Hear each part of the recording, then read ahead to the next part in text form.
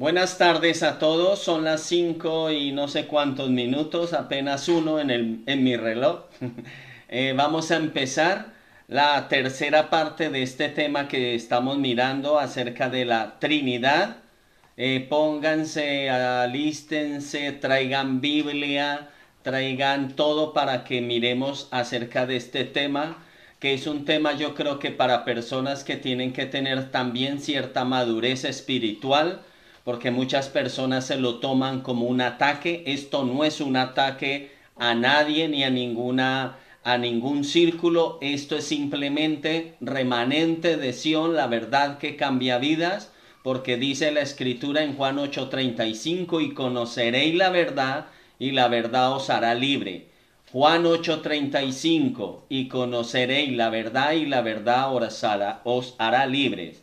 Toda persona que vive en la mentira o en el engaño, pues la misma palabra lo dice, vive engañado, no está en la realidad. Entonces, lo que estamos viendo, este tema de la realidad, escúchelo, las personas que tienen un tanto, con respeto lo digo, de religiosidad se pueden sentir heridas, pero ¿cómo es posible? No digas cómo es posible. Escucha, estudia, lee los textos, estudia las evidencias que vamos dando en cuanto a este engaño, y simplemente así salimos de la mentira en la que nos han mantenido sumidos por tantos siglos. Acuérdense que la doctrina de la Trinidad empezó desde el siglo II, 215 al 225 se estipuló. En el 215 empezó con Tertuliano, en el 235 empezó con Constantino, ¿no? En el concilio niceno que se hizo. Así que vamos a seguir con esta tercera parte. Amén. Espero que estén prestando atención a todo lo que estamos enseñando cada uno desde allí, desde su hogar. Amén. Y seguimos aquí mirando este tema de la Trinidad. Vamos a mirar ahora unos puntos que la Escritura nos puede dar más claridad. Y vuelvo y repito, por favor, las personas que tienen muy arraigado este tema, esta doctrina, no se preocupen. Tienen que ir leyendo, releyendo la palabra del Señor, porque la fe viene por el oír, y por el oír la palabra del Santo, ¿no? Así que nuestro Rey, nuestro Adón, nos da la palabra, y es ella la que nos debe dar soluciones. Y por eso nosotros tenemos que encontrar las soluciones en ella, en la palabra. Un hijo del Rey Santo siempre se guía por la palabra. No se basa en las tradiciones o le coge amor a una tradición o a la cultura. Por eso las personas que tienen mucho apego a la cultura, a la religión y a la tradición son las que normalmente no pueden cambiar. Son las que no crecen espiritualmente. ¿Por qué? Porque están arraigados a una doctrina. Porque nosotros, escúchenlo bien, la entrada al cielo no es abrazar una religión. Eso lo tenemos que tener claro en la mente, en el corazón. El abrazar una religión no me hace santo ni salvo. Dios no es Dios de religiones. Créamelo, parece duro, parece difícil, pero Dios no es Dios de religiones. Nuestro Dios es un Dios de una relación. Él en toda la escritura lo que nos habla, desde todos los 66 libros que tiene la Torá, la Tanaj, ¿de qué nos habla? De que Él quiere reconciliación, de que Él quiere una relación con esa persona, con ese individuo, con ese ser humano, con esa familia. Y si nosotros lo vemos así, pues vamos a ver la diferencia, y no nos vamos a estar pegando a una cultura, y no nos vamos a estar pegando a una creencia o una doctrina va a ser la base de mi existencia o de mi relación con Dios. No, no y no.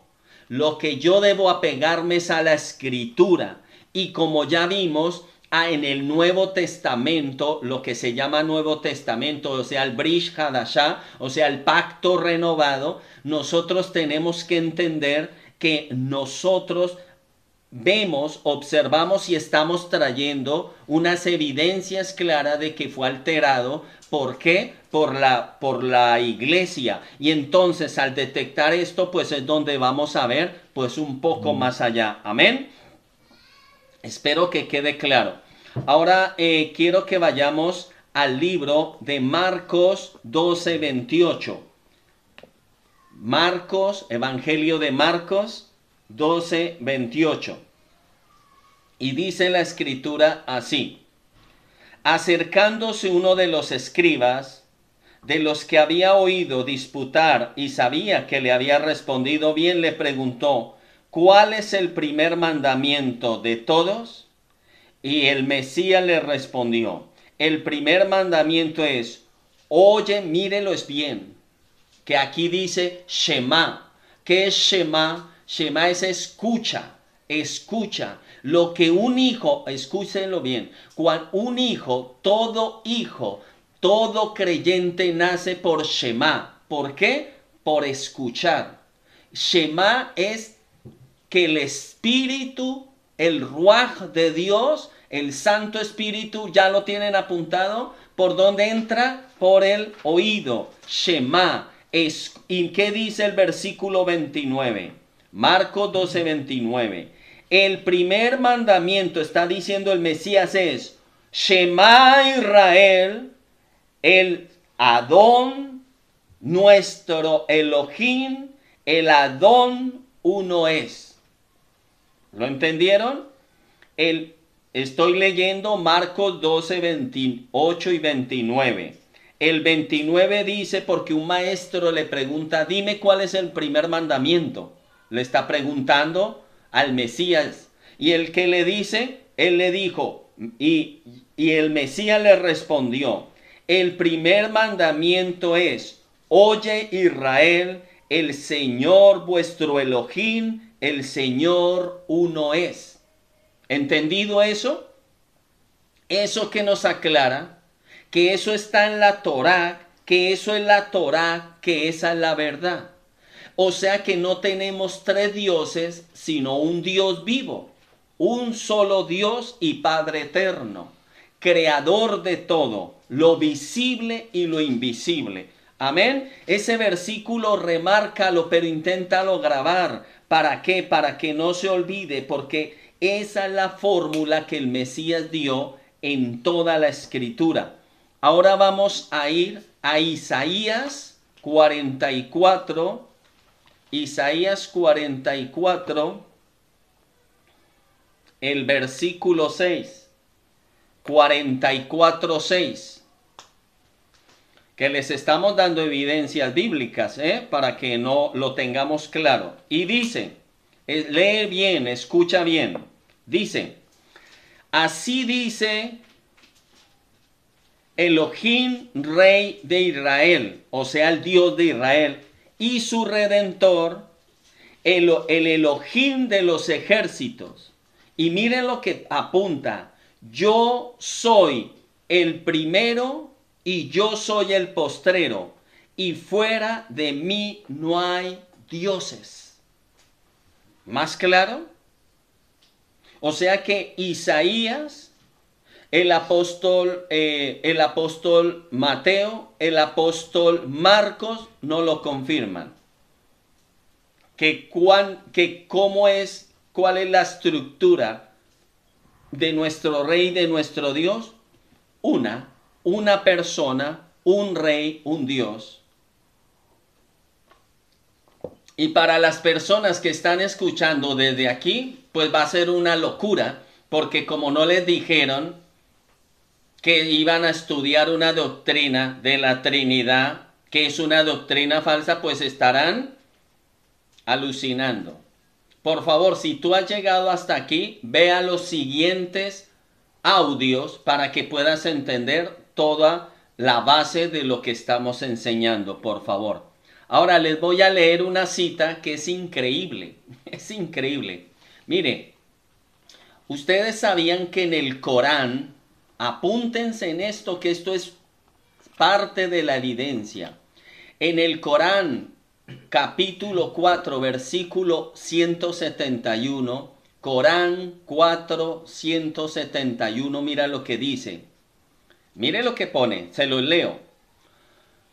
Oh gente del libro, no cometan excesos en su religión, ni digan sobre Dios lo que no sea verdad. Y mire lo que dice, no digan Trinidad, desistan, será mejor para ustedes, pues Dios es uno solo y a Él sea la gloria. Imagínate, en el Corán lo pone. En el Corán lo pone. Entonces, imagínate nosotros las cosas que estamos viendo, esas evidencias tan poderosas que tenemos. Ahora vayan a la primera carta de Timoteo 2:5, a la primera carta para Timoteo 2:5, y en esa carta vamos a mirar, primera carta de Timoteo 2:5. ¿Y qué pone? Porque hay un solo creador, un solo Elohim, un solo Dios, dice, ¿no? Eso es la primera parte. Y luego dice, y un solo mediador, ¿cuántos mediadores? 2, 3, 5, 20, no. Y un solo mediador entre el Creador, entre Dios, entre el Elohim y los hombres. ¿Y quién es? Su Hijo, el Mesías. ¿Eso queda claro? Si yo le creo, escúchenmelo bien, más a los hombres que a la palabra, yo fracaso. Si ve que entre semana hemos estado estudiando el libro de Jeremías, que vamos apenas en el capítulo 5, y ¿qué hemos aprendido? ¿Cuál es la reprensión que nuestro rey le da en el capítulo 2 y 3? Que sus sacerdotes se corrompieron. Pero escuche la enseñanza del capítulo 2 y capítulo 3 de Jeremías, que es lo que nos daba de que nuestro rey reprende a Jerusalén y a Israel, o sea, a Judá reprende, ojo a esto, a Judá, reprende a Israel y reprende a ¿quién? A Jerusalén. ¿Y por qué la reprende? Porque ellos creyeron a sus sacerdotes. Y usted va a decir, ¿y eso es malo? ¿Eso es pecaminoso? ¿Por qué pecaminoso? Porque si yo escucho a mi líder, a mi sacerdote, a mi autoridad, a mi pastor, a quien sea, escúchelo, y yo no voy a la palabra según lo que él me enseña, si yo no voy a la palabra para confirmar si lo que él me enseñó está de acuerdo con la verdad de Dios, ¿quién tiene la culpa ahí? El sacerdote será juzgado por su culpa, el pastor será juzgado por su culpa, pero el pueblo, ¿qué ocurrió? Que se pervirtió igual. Por eso la reprensión que nuestro rey hace en Jeremías es fuerte, muy fuerte. ¿Por qué? Porque en Jeremías el pueblo hizo lo mismo. Dejaron que creyeron todo a sus líderes y ellos no. ¿Cuál fue el pecado? No ir a la escritura, no ir a la palabra. Y ese es el mismo pecado que se ha cometido hoy en día, que no hemos ido a la escritura y por la pereza, por la irresponsabilidad de todos los creyentes, por pereza de no conocer la escritura, ¿qué pasó? Que los líderes espirituales inventaron, dijeron, crearon 1000 cosas en lo oculto y nosotros, el pueblo de Dios, no lo vimos, no lo entendimos, nos apercibimos y cuando nos dimos cuenta nos habían llenado de un montón de engaños y mentiras y patrañas que es increíble a donde nos han llevado a toda la raza humana. Ahora, ¿mediador qué es? El que trae una cercanía ¿con quién? Con el Abacadosh, ¿no? Por eso, ¿qué fue lo que dividió a Dios de su pueblo y al pueblo de su creador?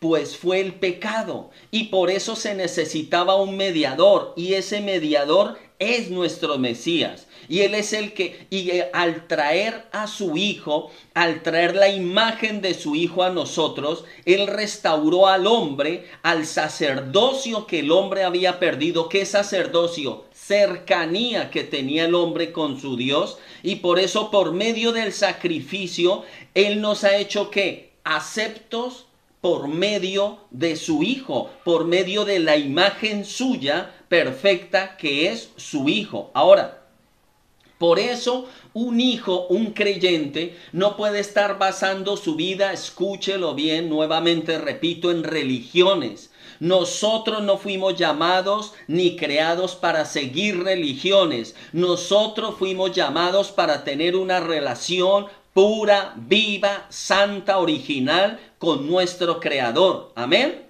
Ahora, la religión es lo peor que le pudo pasar a la raza humana. ¿Por qué? Porque nos apartó la mente de la verdad. Porque si yo pongo la mira, lo que les estaba diciendo antes, en los ritos, en las costumbres, ojo a esto, y saco mis ojos, mi mente, mi corazón de la escritura, ¿qué sucede? Pues que dejo de observar la escritura, el mandamiento, la verdad, y me ocupo de cosas místicas. ¿Y qué son esas cosas místicas? Pues religión. Por eso entonces nosotros debemos volver a la verdad, y la verdad nos hará libres a cada uno de nosotros.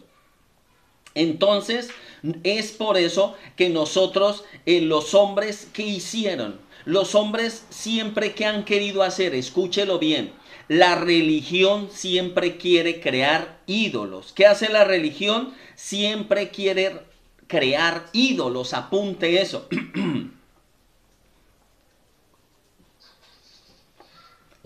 ¿Y por qué son malos los ídolos? Porque nos desenfocan de la realidad, de la verdad de nuestro Dios. Apúntense Hechos de los Apóstoles, capítulo 7, versículo 45. Hechos de los Apóstoles, capítulo 7, versículo 41. Entonces hicieron un becerro y le ofrecieron sacrificio al ídolo, y en sus obras, mire, dice, entonces hicieron un becerro y le ofrecieron sacrificio al ídolo. ¿Quién hizo esto? Un sacerdote. ¿Quién? Aarón, el hermano de quién? De Moisés. Por eso, mire lo que ocurre aquí. Y en las obras de sus manos se regocijaron. Y Dios se apartó y les entregó para que rindiesen culto al ejército del cielo, como está escrito en el libro de los profetas. Nuestro Dios se indignó porque, escuchen, cuando una persona necesita una figura de Dios, esa figura, ese acto es una aberración, es seguir el camino del enemigo. ¿Y qué ocurrió con esto? Que luego que ellos hicieron eso, promulgaron, dijeron, mañana es el día de nuestro Creador. Y aquí tenemos su imagen. ¿Y cuál era la imagen? Un becerro. Entiendan algo. Allí nació la primera religión de idolatría, en el desierto, con Aarón. Y decretó que al siguiente día era fiesta para nuestro Creador, para el Elohim, para Hashem. Imagínense la mentalidad. O sea que tú, ¿qué aprendes aquí? Que tú nunca puedes poner, no sé, digamos, esta jarra y decir, esta jarra la hice pensando en ti, porque te amo y cada vez que yo vea esta jarra, amado Dios, yo te voy a honrar. No, eso enciende la ira de nuestro Dios. Y ellos que crearon un becerro, y hoy en día que tenemos, los críos de ese becerro son todas las religiones que el hombre ha hecho. Esos son los frutos, los críos del becerro del desierto. Miles de religiones que se han creado, que se han generado a partir de ese evento que ocurrió en el desierto. ¿Por causa de qué? De que el pueblo se apartó de la Torá, de los mandamientos, se apartó de seguir al Dios vivo. Alguien muy inteligente va a decir, pero a Moisés no se le habían dado las tablas. porque él estaba arriba esperando las tablas. Pero la escritura dice que él nos escribió sus leyes en nuestro corazón. O sea que no tenemos excusa. No tenemos excusa. Porque la religión es, ¿cómo se le llama a esto? La religión es cuando yo voy a salir, quiero salir adelante para ganar tiempo. ¿Cómo se llama eso? La religión es un atajo. La religión, apúntelo, es un atajo. Es una trampa, es un engaño para ir más rápido y en otras formas, por otros caminos, a una relación con el Creador. Y eso es aberración delante del Rey. Por eso el Mesías dijo, yo soy el camino. Si tú te vas por el camino de las imágenes, tú estás pervirtiendo. La religión transforma a Dios a su imagen y semejanza, egoísta y humanista. Apunte eso, por favor, se lo pido. La religión transforma a Dios a su imagen y semejanza, egoísta y humanista. ¿Qué es egoísta? El ser humano es egoísta. ¿Y qué es humanista? Todo. Los perros los vestimos de niña, de niño. Los caballos les ponemos falda, les hacen trenzas, humanizamos todo, eso es humanismo. Humanismo es que rebajamos al Creador a la imagen de un ser humano. Por eso desde que nuestro Elohim sacó a Israel, por pecador, de su lado el hombre crea que escaleras, atajos, fórmulas y cuentos para volver a él y hacer que Elohim lo oiga con más fuerza. Y Dios, el Santo de Israel, no ha cambiado. Si tú te humillas, si tú te rindes tu voluntad, Él te escucha. Pero si tú haces ritos y ritos y ritos y una hoguera y quemas a un hijo, escúchame, oh Santo, Él dice, no, no, no, está cerrado. Acepto solo la sangre de mi hijo. Acepto solo un sacrificio, yo acepté. Solo hay un camino, solo hay una forma. Mi palabra y mi hijo, no hay más. Ahora, entonces, todas las excusas del hombre, ¿de dónde nacen? ¿De dónde nace la religión? Apúntelo, la religión nace en el corazón de un hombre no rendido. La religión nace en el corazón de un hombre no rendido. Y apunte Jeremías 17:9. Jeremías 17:9. La religión nace de un corazón no rendido. ¿Por qué? Porque la religión es como un hombre que busca una mujer para calmar sus apetitos sexuales, ¿no? Pero no por amor, y con la convicción de crear algo firme y duradero. Pero escuche eso. Por eso se separan fácilmente. ¿Por qué? Porque la religión no satisface, igual que no satisface una mujer cualquiera o un hombre. Y entonces dice, bueno, ya no me gusta, pues me buscaré otra. Entonces apunten esta frase. La religión es un amante aparte de nuestro Creador. La religión es una amante aparte de nuestro Creador. Imagínense lo tremendo lo de la religión o ser religioso. O tener religiosidad, sufrir religiosidad. Por eso, apuntaron eso, ¿no? La religión es un amante delante de nuestro Creador. Por eso los creados no pueden pedirle cuentas al Creador. Igual que cuando vino el Mesías, los hombres buscan que el santo, que el Creador se ajuste a sus normas y no ellos a las normas. El Mesías ¿qué vino a decir? Ajustense a las normas. ¿Por qué se habían desviado? No miren las normas rabínicas, continúen en las sendas antiguas. ¿Nosotros qué debemos hacer? ¿Seguir con lo que todas las religiones del mundo siguen? ¿O debemos seguir según la Escritura? No siempre debe ser según la Escritura. Ahora, por eso nuestro Elohim, el Shaddai, se vistió de Mesías. ¿Para qué? Porque Él es lo que Él quiere ser. Apunte eso.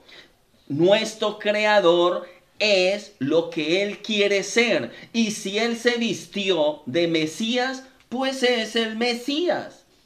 Se vistió de zarza ardiente, es zarza ardiente. Te habla por medio de un diluvio, pues está en medio de ese diluvio. O Él es el diluvio mismo. Él puede moverse a través de todo porque Él es el creador de todo. Él contiene a todo y a la vez está fuera de todo. ¿Qué quiere decir eso? Se lo explico. Como Él creó todo, Él está dentro de todo. ¿Por qué? Porque Él sabe los componentes de los que creó cada elemento. Nubes, cielo, tierra, animales, cosmos, ángeles, todo lo que cada uno, el material de que estamos hechos, Él lo sabe microscópicamente, al milímetro de que estamos hechos. O sea, Él está dentro de nosotros. ¿Cómo? Porque Él conoce todo lo que estamos hechos. Pero Él está fuera de nosotros. ¿Por qué? Por eso enseñábamos que es como un director que nunca él es partícipe de la película, aunque lo puede ser en muchas ocasiones, pero él escribió el guión y por eso nadie le puede dar palmaditas o diciéndole, ay, qué triste que murieron estos chicos, y él va a decir, solo es un guión. En la realidad es otra.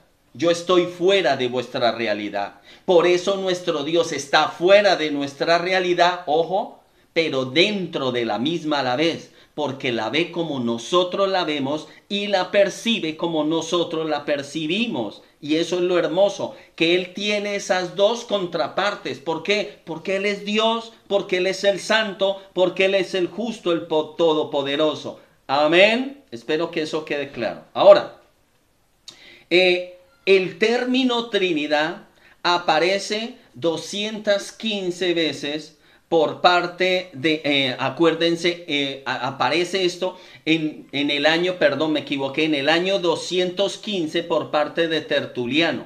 Pero fue en la Torá, no existe ni en los profetas. Esto es reafirmando lo que aprendimos. Escuchen bien este número para que sepamos esto. ¿Cuántas personas tienen internet ahora mismo en el planeta según los cálculos en 2018? Dicen, apunten esta cifra, 3.585.749.340.000 personas tienen internet en el mundo. Pero ¿por qué digo esta cifra? O sea que más de la mitad de la raza humana lo tiene. ¿Y cuántos de ellos lo utilizan para conocer la verdad? Es la pregunta. ¿Cuántos? ¿Cuántos en esa base que tienen de datos lo utilizan para descubrir la verdad? Esto es algo para pensar. Ahora, las escrituras están disponibles en más o menos 2.500 idiomas. De los 6.860 que se habla en la tierra. Esta es la ventaja para los que desean de verdad, de corazón puramente, conocer a su Mesías. Pero desventaja porque no han sido conocidas y no han sido totalmente todas traducidas. Y las que hay traducidas, ojo, pocas personas quieren conocerlas. Entonces, ¿esto es grave? Eso es gravísimo porque muchas personas no buscan la verdad y entonces eso es tremendo. Ahora, nosotros debemos entender que ha habido mucha manipulación en lo que fue las traducciones de los primeros siglos para alterar el conocimiento verdadero del idioma. Ahora, todo esto se convirtió en que las escrituras en un juego de teléfono roto. ¿Qué quiere decir? Que se pasó la información de uno a otro del hebreo, porque el hebreo no es un idioma, apunte esto, el idioma hebreo no es un idioma que se traduce, es un idioma que se translitera y eso lo debemos tener claro. Ahora, no es reemplazar, ajustar, modificar y ya, para que se pueda entender en el idioma que se está traduciendo. No, el hebreo no es un idioma que se traduce, sino que se translitera. Se saca un significado concreto de lo que quiere decir y expresar el escritor, y en una sola palabra del hebreo puede ser una totalmente una estructura muy grande, con un significado muy grande y con un conjunto de raíces que desenvuelven un tema superior e inferior. Ahora la pregunta, en el libro que les dejé de Nehemías Gordon, se aprende un poco cómo se toma el hebreo y el griego y se empieza a transliterar. Y es tremendo porque estos idiomas son súper complicados, pero no es la complejidad, no son complicados, son lo profundo que tienen. Por eso fueron el idioma escogido por nuestro rey. Ahora, podemos nosotros encontrar unas frases súper complejas en la Torá. Por eso, nomás solo esta, solo vamos a ver una. Torá se traduce en la escritura como ley. O sea que Torá no es lo mismo que ley, pero trae las mismas, ojo, las mismas letras. También la palabra, ojo, apunten esto, también otras palabras traducidas, o sea, del hebreo, traen esa misma, como la palabra maestro, como la palabra instructor, como la palabra profesor y como la palabra padres. Imagínense lo profundo del hebreo. La palabra Torah solo se traduce a ley, a padres, a instructor, a maestros. Imagínense a instructor, imagínense lo profunda que es la Torah. Imagínense lo profundo que es el hebreo. Ahora, por eso Torah tiene que ver con las instrucciones. Ahí es donde vemos que los maestros dan a sus discípulos. Torah tiene que ver con la enseñanza, la guía que un padre le da a su hijo. Torah significa, enseña precisamente que es la experiencia de un profesor, de un maestro, transmitida ¿a quién? A otra persona. Entonces imagínense la profundidad de todo esto. Por eso Torah es una instrucción para permanecer. Si las escrituras fueran así traducidas desde el original, pues no hubiéramos tenido los problemas que hemos tenido. Apunten unas citas y yo las voy buscando, por favor. Que algunos se me duermen si no doy citas. Proverbios 4.2. Proverbios 4.2. ¿Qué dice? Porque os doy una buena enseñanza. ¿Y qué dice? No desamparéis mi Torah, o sea, mi ley. Proverbios 4.2.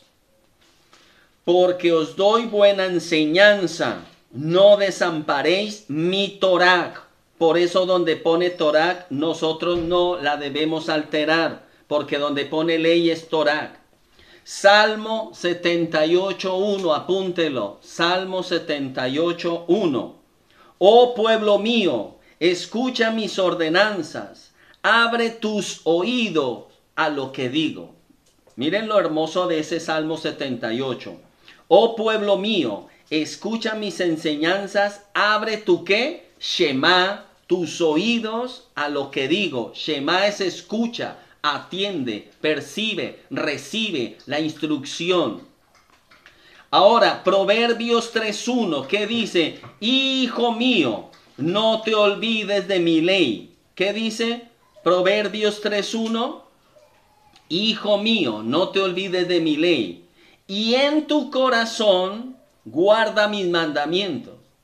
Entonces, ¿qué está diciendo? Hijo mío, no te olvides de la Torá.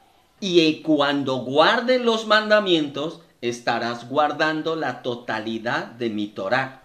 Por eso la escritura no se interpretan, se hacen. Pero para esto se necesita ¿qué? Un conocimiento superior de lo que en la realidad dicen las escrituras y no lo que algún traductor puso o lo que él quiso interpretar conociendo o lo que él entendió a la ligera. ¿Lo entendemos? Eso lo debemos nosotros tener muy claro. En lo secular, cuando se va a hacer una traducción, tiene que conocerse al autor y se tiene que hacer una investigación exhaustiva al máximo para lograr comprender que el pensamiento del que escribió un texto. Eso es en lo secular. Esos estudios son los que debe realizar un traductor verdadero legal.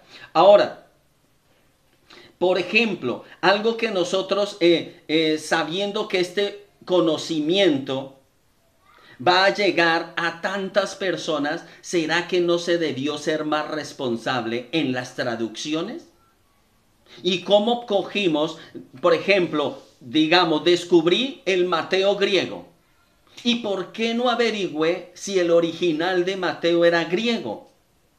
O como todo el pueblo hebreo hablaba un mismo idioma que era el hebreo, si era el hebreo. No, nunca nos preocupamos de eso, pasamos por alto eso. ¿Sí ve? Eso es un descuido ahí. Ahora, por eso es que todo esto es las consecuencias que estamos viviendo hoy. Ahora, por eso por muchos años nuestros antepasados estuvieron presos ¿en qué? Y han estado presos ¿en qué? En las religiones del mundo.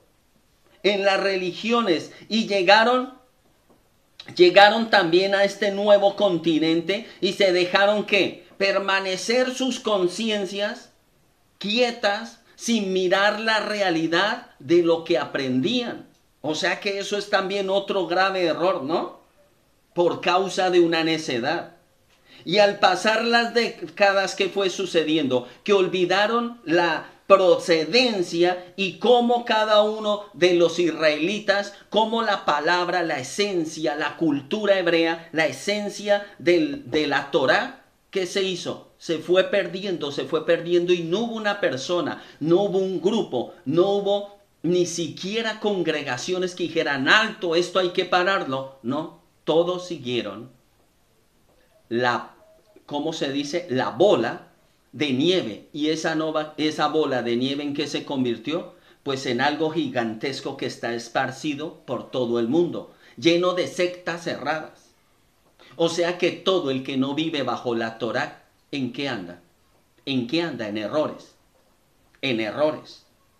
Ahora, nosotros por eso tenemos que investigar y mirar con un sabio y sano juicio las raíces que nos precedieron y las raíces del maestro, las raíces de nuestro Elohim y las raíces, ojo, apúntelo bien, del pueblo que nuestro rey no escogió, porque esa es otra mala enseñanza, que nos dijeron que nuestro rey escogió y ahí nos muestran a un Dios egoísta, que decimos que no hace acepción de personas y por qué no escogió mi país y si escogió aquel.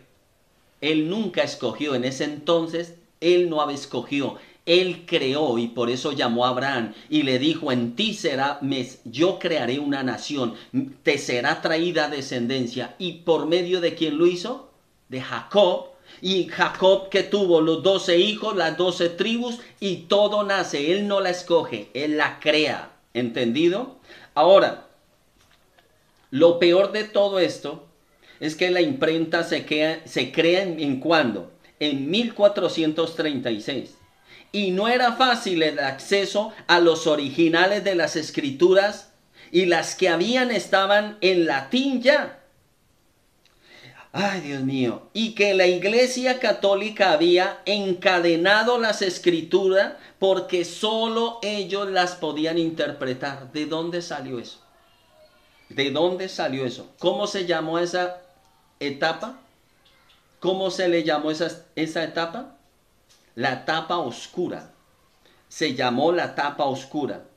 ¿Pero por qué lo hacían? Porque no querían ceder ese poder que habían alcanzado, que el pueblo no leyera las escrituras. Al pueblo solo le quedaba que confiar en lo que dijera la iglesia, y eso sería palabra de Dios y nadie podría corroborarlo. ¿Por qué? Porque más o menos en el 500 al 600 se quemaron todos los originales de hebreo y de todas las traducciones que habían. ¿Para qué? Para que nadie pudiera mirar los originales y luego contrastarlos ¿con qué? Con la Biblia que se manejaba el clero. Imagínense ustedes eso tan terrible. Ahora, la iglesia tuvo miedo de que se hicieran traducciones. ¿Por qué? Porque podía ser descubierta. Y se podría descubrir que ella había creado un imperio, ojo, aparte de la realidad de lo que el Dios creador y el Mesías, su hijo, habían traído a la tierra. Y por eso se ignoró y se sacó de cuajo todo lo que pudiera traer evidencias del original. ¿Hasta ahí quedamos? Entonces, por eso nosotros tenemos que leer mucho de todas estas enciclopedias que les puse. Hay un montón de catecismos donde enseñan todas estas cosas y cuentan los catecismos también cómo en próximos tiempos se tiene que instaurar mundialmente para que el mundo acepte el cambio que la iglesia ha hecho del sábado por el día domingo. Vamos a orar. Bendito Padre Celestial, te damos gracias. Gracias, gran yo soy. Te alabamos y te bendecimos por tu palabra, por tu amor, por tu sabiduría. Gracias porque tú siempre nos das lo mejor. Gracias porque tú nos amas con un amor que excede todo conocimiento. Te alabamos y te bendecimos, Santo, Santo de Israel, porque tú nos amas y tú nos llevas a la verdad. Gracias porque tú quieres que seamos libres de todas las formas de ritos. Tú quieres que seamos libres de toda religiosidad. Amado Adón, que cada hijo pueda encontrarte en su oración. Que cada hijo pueda encontrarte en sus pensamientos, hablándote a ti noche y día. Bendito Rey de Reyes, que cada hijo aprenda a rendirse a tu amor, a tu grandeza, a tu misericordia, para que te pueda encontrar, soberano, allí en ese lugar secreto. Que Mateo 6:6 se haga verdad, se haga vida y realidad en cada hijo. Los bendecimos en el nombre tuyo, bendito Mesías, en el santo nombre tuyo y bajo el poder de tu palabra. Amén. Ahora, los invito a que cada familia tengan su cena especial como hogar, como casa. Que cojan el pan y cojan el zumo de la vid, lo bendigan, pongan a que uno de los hijos o el otro oren por ellos. Que pidan que ese pan se vuelvan ustedes un pan, una fusión, una familia. Que como el pan es uno, se vuelvan cada uno como hogar, como familia uno. Y que salga la levadura. ¿Por qué la levadura? El pecado que hay en el padre, en la madre y en los hijos. Porque al salir ese pecado, la presencia del Espíritu Santo puede trabajar, puede obrar, puede actuar más poderosamente en el hogar, en la familia. Por favor, padres, sométanse a la palabra. Por favor, madres, sométanse a la palabra. Por favor, hijos, sométanse, porque los tiempos están más cerca que nunca de la venida del Mesías. Por favor, sométanse. Y el que no se someta, exhórtenlo en el amor. Exhórtenlo con la palabra. Exhórtenlo para que vuelva a las sendas. ¿Cuáles las sendas? La palabra de Dios. La palabra del Santo. La palabra del Elohim. El aliento escrito, impreso. Amén. Y se toman de la mano, bendicen a sus hijos, bendicen los hijos a su padre, se bendicen mutuamente, se abrazan y toman los dos elementos y la sangre del Cordero está en medio de ustedes. Amén. Que el Señor los bendiga, los guarde y los llevamos en el corazón. Abrazos. Suscríbete y busca de su presencia para que Él te lleve a su libertad.